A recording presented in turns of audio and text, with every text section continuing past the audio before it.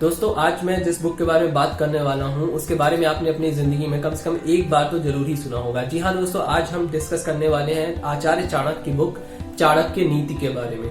तो दोस्तों इस बुक के अंदर की बातों को डिस्कस करने से पहले मैं बस 1 मिनट में आपको इस बुक की फिजिकल अपीयरेंस के बारे में बता देता हूँ। ये बुक मैंने 125 रुपए में अमेजोन से खरीदी है। इसमें लगभग 192 पेजेस हैं, 6 चैप्टर्स हैं और इसमें करीब 570 सूत्र और 330 श्लोक हैं। तो कुल मिलाकर के ये बुक मुझे काफी पसंद आई है। इसे बीके चतुर्वेदी जी ने इंग्लिश में ट्रांसलेट किया है और अमेजोन रेटिंग में इसे 5 में से 4.4 की रेटिंग मिली है, जो कि काफी अच्छी रेटिंग मानी जाती है। देखो वैसे तो हम सभी लोग आचार्य चाणक्य के बारे में बहुत कुछ जानते हैं, लेकिन फिर भी मैं आपसे कुछ और इंटरेस्टिंग बातें डिस्कस करना चाहता हूँ। देखो आचार्य चाणक्य भारत के सम्राट चंद्रगुप्त मौर्य के महामंत्री हुआ करते थे। इनफैक्ट चंद्रगुप्त मौर्य को भारत का सम्राट बनाने में चाणक्य ने बेहद इम्पोर्टेंट पार्ट अदा किया था। कहा जाता है कि चंद्रगुप्त मौर्य के साम्राज्य के पहले का भारत छोटे छोटे राज्यों से मिलकर बना होता था। इसे देखकर आचार्य चाणक्य ने यह सोचा कि इस स्थिति में अगर कोई विदेशी राजा हमारे भारत पर आक्रमण करता है तो वह भारत के इन छोटे छोटे राज्यों में एकता न होने के कारण आसानी से भारत को हरा सकता है। अब इस परेशानी को दूर करने के लिए आचार्य चाणक्य उस वक्त के सबसे शक्तिशाली साम्राज्य नंद साम्राज्य के राजा धनानंद के पास गए और अपनी बात उनके सामने रखा। पर धनानंद ने चाणक्य की इस बात पर कोई ध्यान नहीं दिया, बल्कि उनका काफी अपमान भी किया। इस अपमान के कारण आचार्य चाणक्य ने उसी सभा में यह प्रण लिया कि जब तक वह नंद साम्राज्य का विनाश करके उसे राजा के पद से हटा नहीं देते तब तक वह अपने बालों की शिखा को नहीं बांधेंगे। इसके अलावा मैं आपको आचार्य चाणक्य के बारे में 4 और बातें बताना चाहता हूँ। पहला, आचार्य चाणक्य एक बहुत ही चतुर और बुद्धिमान इंसान थे। कहा जाता है आचार्य चाणक्य लोगों का चेहरा देखकर ही यह बता देते थे कि वह इंसान अंदर क्या सोच रहा होता है। आचार्य चाणक्य एक बहुत ही बेहतरीन पॉलिटिशियन और एक बहुत अच्छे युद्ध रणनीतिकार थे। आचार्य चाणक्य का महिलाओं को लेकर विचार काफी कंट्रोवर्शियल था। कुछ जगहों पर तो उन्होंने यह भी लिखा है कि अगर आपको धोखा देना किसी से सीखना है तो आप किसी महिला से सीखिए। और अंतिम, आचार्य चाणक्य की मौत किस प्रकार हुई, इस बात को लेकर भी जानकारों के बीच में काफी कंट्रोवर्सी है। चंद्रगुप्त मौर्य की मृत्यु के बाद भी काफी समय तक आचार्य चाणक्य उनके बेटे बिंदुसार के शासनकाल में मौर्य साम्राज्य की देखरेख करते रहे। लेकिन कहा जाता है कि बिंदुसार और आचार्य चाणक्य के बीच काफी अनबन चलती रहती थी, जिसके कारण एक दिन दुखी होकर आचार्य चाणक्य ने मौर्य साम्राज्य को छोड़ दिया और फिर कभी नहीं लौटे। अब बात करते हैं इस बुक के बारे में। देखो आपको मैंने पहले ही बता दिया है, इसमें 330 श्लोक और 570 सूत्र हैं। इनमें से मैंने 20 ऐसी बातों को अलग किया है जिनको जानकर हम अपनी लाइफ में काफी अच्छे चेंजेस ला सकते हैं। तो चलो देर ना करते हुए हम स्टार्ट करते हैं।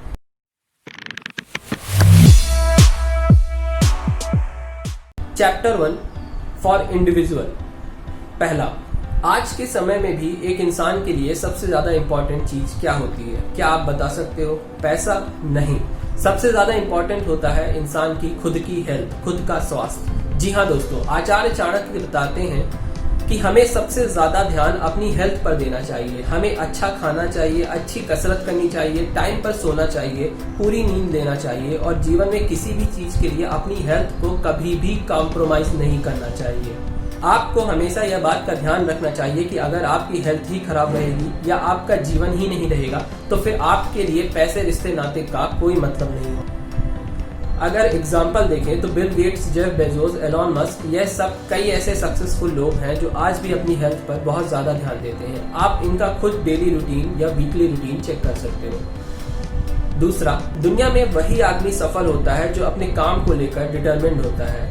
अब डिटर्मिनेशन का क्या मतलब होता है? अगर किसी चीज को करने के लिए आपने सोच लिया है तो फिर उस चीज को आप करके ही मानिए, चाहे रास्ते में आपके कितनी भी मुश्किल क्यों ना आए। ये कहलाता है किसी चीज को करने का डिटर्मिनेशन। अगर एग्जांपल देखें तो हमारे देश को आजादी दिलाने वाले स्वतंत्रता सेनानियों ने अपने मन में यह बात ठान ली थी कि देश को आजाद करा के ही रहेंगे।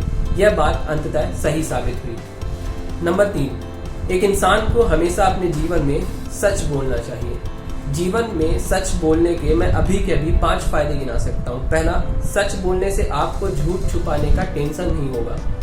दूसरा, सच बोलने पर आप लोगों का ट्रस्ट और रिस्पेक्ट जीत सकते हैं। नंबर 3, सच बोलते टाइम आप ज्यादा कॉन्फिडेंट होते हैं। नंबर 4, सच बोल करके आप अपने लिए अपॉर्चुनिटीज पैदा कर सकते हैं।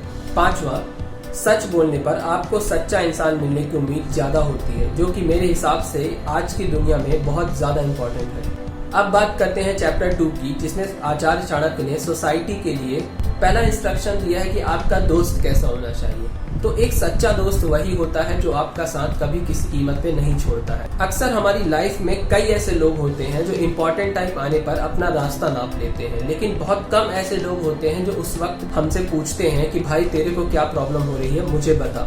और यकीन मानिए, इस बात से हमको पता चलता है इस दुनिया में कोई मेरी भी फिक्र करता है। मैं चाहूंगा कि इस चीज को आप जरूर अपने जीवन में अपनाएं। क्या पता आपके द्वारा कही गई 2 लाइन किसी की जिंदगी बचा सकती है। दूसरे चैप्टर का दूसरा पॉइंट, चाहे कोई इंसान कितना भी पैसे वाला हो या फिर कितना भी ताकतवर हो, लेकिन अगर उसके पास जरूरी एजुकेशन नहीं है या फिर वह अज्ञानी है, तो ऐसा इंसान कभी भी समाज में इज्जत नहीं पा सकता है। आचार्य चाणक्य यहाँ पर खुद एक एग्जाम्पल देते हैं कि पलाश का फूल देखने में तो काफी सुंदर होता है, लेकिन उसमें कोई भी खुशबू नहीं होती है, इसलिए उसे वह दर्जा नहीं मिलता जो एक गुलाब और गेंदे के फूल को मिलता है। नंबर 3, आचार्य चाणक्य कहते हैं कि अगर किसी इंसान को अपनी जिंदगी में सफलता प्राप्त करना है तो उसे अपने आलस को त्याग देना चाहिए, या फिर अगर किसी इंसान को आलस चाहिए तो उसे जिंदगी में सफलता को त्याग देना चाहिए। दोस्तों, हम अपनी जिंदगी में इस बात को अच्छी तरह से जानते हैं कि हमें कोई भी चीज प्राप्त करने के लिए बहुत मेहनत करनी पड़ती है। आज की दुनिया में हर जगह कंपटीशन इतना ज्यादा हो गया है कि हम बिल्कुल भी अपना वक्त बर्बाद नहीं कर सकते। इस बात को हमेशा याद रखिए कि जब आप अपने मोबाइल में PUBG खेल रहे होते हैं तो कोई दूसरा इंसान बैठकर दूसरी जगह अपने गोल को पाने के लिए मेहनत कर रहा होता है, और यह बात उस समय ऊपर वाले के द्वारा जरूर बैलेंस की जाएगी कि आप PUBG खेल रहे थे और वह मेहनत कर रहा था। इन सब के बाद भी मैं आपसे ये कहूँगा कि आपके पास बैकअप प्लान जरूर होना चाहिए कि आप किसी चीज को करने में या एग्जाम को निकालने में असफल हो गए तो उसके बाद आप क्या करेंगे। नेक्स्ट, अधूरा ज्ञान हम किसी की भी जिंदगी के लिए बहुत ज्यादा घातक होता है, इसलिए जब भी किसी चीज के बारे में नॉलेज गेन करो या किसी फील्ड में आगे बढ़ना चाहो तो उसके बारे में बहुत अच्छी तरह से जांच पड़ताल कर लेनी चाहिए। हमें अपनी जिंदगी में काफी सारे ऐसे लोग मिलते हैं जो जबरदस्ती की एडवाइस देते रहते हैं। इस दुनिया में कोई इंसान सबसे आसानी से कोई चीज दे सकता है तो वो होती है फ्री की एडवाइस। एग्जाम्पल के लिए, इस समय कोरोना वायरस हमारी जिंदगी में कहर बरपा रहा है। अब इस वक्त भी कई लोग जबरदस्ती के डॉक्टर बन रहे हैं, इसलिए आप भी ऐसे लोगों से दूर रहिए जो एक दिन डॉक्टर तो दूसरे दिन इंजीनियर तो तीसरे दिन CA बनते रहते हैं। किसी भी चीज की अगर आपको एडवाइस चाहिए तो उस फील्ड के एक्सपर्ट से ही लीजिए जिसने अपनी काबिलियत साबित की हो। नेक्स्ट, आचार्य चाणक्य कहते हैं कि वह इंसान जो खुद की विजडम या कॉमन सेंस का उपयोग नहीं कर सकता, उस इंसान को कितना ही उपदेश या एडवाइस क्यों ना दे दी जाए, लेकिन वह इंसान आगे नहीं बढ़ सकता है। आचार्य चाणक्य ने यहाँ पर एक एग्जाम्पल भी दिया है। जिस प्रकार अंधे के लिए आईने का कोई काम नहीं होता, उसी प्रकार खुद की बुद्धि या थोड़ा सा भी कॉमन सेंस यूज न करने वाले के लिए विभिन्न प्रकार की एजुकेशन देने वाली चीजें कोई काम नहीं आती है। मेरा अपना मानना है कि इंसान को हमेशा अपना कॉमन सेंस जरूर यूज करना चाहिए। नेक्स्ट पॉइंट, एक महान आदमी कितना भी अमीर क्यों ना हो जाए, उसे अपनी दौलत पर कभी घमंड नहीं होता है। दोस्तों, आप देख सकते हो कि इस दुनिया में जितने भी अमीर लोग हैं वो जितना अधिक अमीर होते जाते हैं उतना ही ज्यादा धन दान करते जाते हैं। बिल गेट्स ने ना जाने कितने $बिलियन अपने NGO bill and Melinda Gates foundation में लगा दिए। इसके अलावा वॉरेन बफेट, जिन्हें हम इन्वेस्टमेंट गुरु भी कहते हैं, उन्होंने अपनी संपत्ति का 99% हिस्सा दान में देने का फैसला किया है। भारत में भी अजीम प्रेमजी, टाटा ग्रुप, यह कुछ अमीर और महान नाम है जो जितना ज्यादा अमीर होते जाते हैं अपनी संपत्ति का उतना ही ज्यादा हिस्सा दुनिया को आगे बढ़ाने के लिए दान करते जाते हैं। कभी आपने इस बात को नोटिस किया है कि उन लोगों को अपनी दौलत का कभी घमंड हुआ हो? कभी किसी ने ट्विटर पर यह ट्वीट किया हो कि मेरे पास तो इतना पैसा है, मैं यह करके दिखा दूंगा, या फिर तूने मुझे ऐसा बोला, अब देख मैं क्या करता हूँ। यह सब बिल्कुल बकवास बात है। नेक्स्ट बात करते हैं चैप्टर 3 की, जिसमें चाणक्य ने बताया है कि आपको किस तरह के लोगों के साथ रहना चाहिए। चाणक्य बोलते हैं कि हमें हमेशा अपनी जिंदगी में अच्छा बोलना चाहिए और अच्छे लोगों के साथ रहना चाहिए। अब अच्छा बोलने से क्या मतलब है? अच्छा बोलने से मतलब है कि कभी किसी के बारे में हमें गलत नहीं बोलना चाहिए, कभी किसी की चुगली नहीं करनी चाहिए। इन सब चीजों से कुछ हासिल नहीं होने वाला है। दुनिया में चंद लम्हों का साथ होता है, इसलिए जब भी किसी से मिलो, हंसकर मिलो, अच्छा बोलो, क्या पता वह इंसान फिर आपको कितने सालों बाद दोबारा मिले और किस हालत में मिले। इसके अलावा आपको अपने दोस्तों का चुनाव भी बहुत सोच समझ कर करना चाहिए। याद रखो, आप उन 5 लोगों का एवरेज बन जाते हो जिनके साथ आप रहते हो। अगर 5 में से 4 लोग आपके सिगरेट और दारू पीने वाले होंगे तो एक दिन आप भी जरूर इनके जैसा ही बन जाओगे। इसलिए अपने दोस्तों का चुनाव बहुत सोच समझ कर किया करो। हो सके तो कम दोस्त रखो, लेकिन अच्छे रखो। और हमेशा याद रखो कि जिंदगी जीने के लिए सिर्फ एक दोस्त ही काफी होता है। दोस्तों, इस वीडियो में इतना ही, नहीं तो वीडियो काफी लंबा हो जाएगा, आप देखोगे नहीं। इस वीडियो का एक और पार्ट आएगा जिसमें आचार्य चाणक्य की 10 और बातों के बारे में मैं एक्सप्लेन करूंगा, जो कि कल इसी टाइम मेरे चैनल पर अपलोड हो जाएगा। आप सभी से एक रिक्वेस्ट है कि चैनल को सब्सक्राइब कर लीजिए। पुराने यूजर जिन्होंने सब्सक्राइब कर लिया है वो बेल के आइकॉन को जरूर दबा दें।